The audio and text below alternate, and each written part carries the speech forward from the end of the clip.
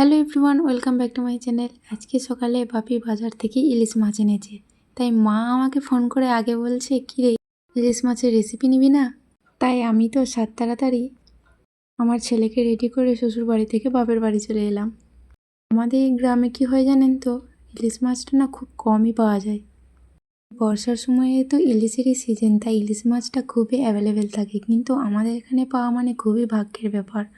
Off season বা অন্য সময়ে পাওয়া যাবে না কেন, পাওয়া যাবে, কিন্তু এগুলো আলাদাভাবে অর্ডার দিতে হয়। তো চলুন বেশি ভাট না বকে এই রেসিপিটা শুরু করা যাক।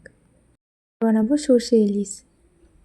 তার জন্য প্রথমে ইলিশ মাছগুলো বেছে ধুয়ে নুন হলুদ আর সর্ষের তেল মাখিয়ে রেখে দিয়েছিলাম। বাটাবুটির ব্যাপারে আসি। প্রথমে বেটে নিয়েছি কাঁচা লঙ্কা, কয়েকটা কাঁচা লঙ্কা চিড়ে রেখে বেটে নিয়েছি। আর অল্প পরিমাণে বেটে নিয়েছি পেঁয়াজের টুকরো। এবার বেটে নিয়েছি টমেটো আর বেটে নেব পোস্ত।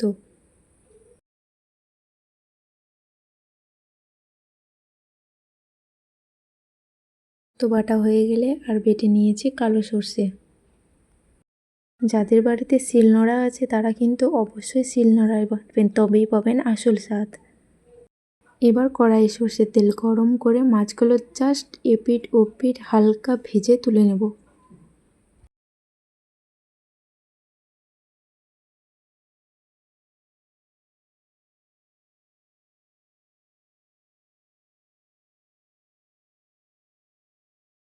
দেখুন মাছের গায়ের ওপিটটা একদম জাস্ট হালকা হয়ে গেছে। এবার অপর পিঠটা পাল্টে জাস্ট হালকা ভেজে নেব।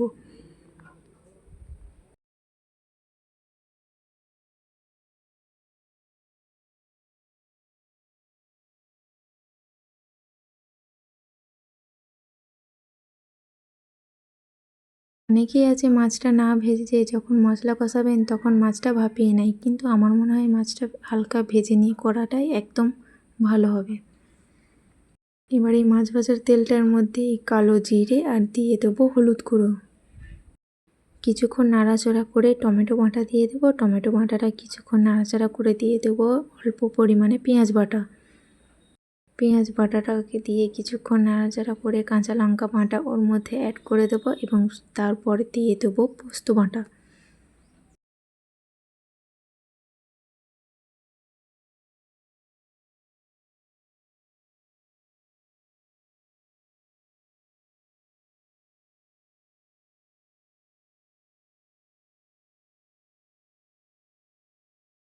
এবার এই মশলাটা 10 মিনিট কষিয়ে নেব। ততক্ষণে দেখি এই কালো সর্ষে যে বাটাটা রয়েছে,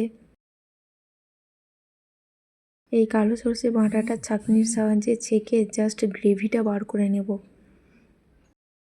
দেখবেন মশলা থেকে তেল ছেড়ে দিয়েছে। এবার এই সর্ষে বাটার গ্রেভিটা ওর মধ্যে দিয়ে কিছুক্ষণ নাড়াচাড়া করে পরিমাণ মতো জল ঢেলে দেব গ্রেভির জন্য।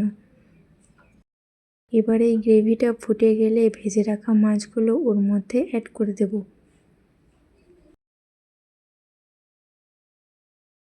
গ্যাসের ফ্লেমটা লো রেখে যখন মাছগুলো 10 মিনিট ফুটিয়ে নেবেন, সবার শেষে চিরা কাঁচা লঙ্কা আর কাঁচা সর্ষের তেল দিয়ে নামিয়ে নেব। ব্যাস, তাহলে রেডি সর্ষে ইলিশ। গরম ভাতের সাথে এই সর্ষে ইলিশ রেসিপিটা একদম দুর্দান্ত লাগে। আপনারা চাইলেন বাড়িতে একবার বানিয়ে দেখতে পারেন, কথা দিচ্ছি অবশ্যই ভালো লাগবে। গরম ভাতের সাথে কাঁচা লঙ্কা একটু চটকে আর এই গ্রেভিটা দিয়ে জাস্ট ইয়াম্মি লাগে।